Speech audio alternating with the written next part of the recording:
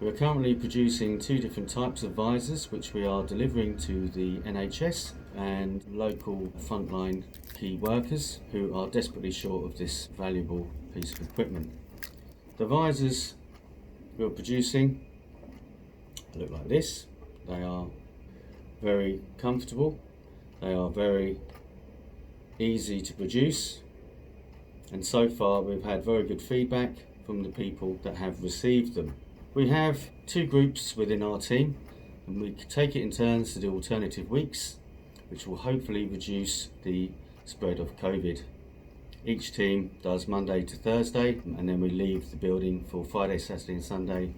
Visors are bagged up into bags of 10. They are dated, and we ensure that the visors aren't distributed until they have been rested. Whilst manufacturing the visors, we wear full PPE ourselves. We have lab coats, we wear blue protective nitrile gloves, we wear face shields or a mask and gloves as well.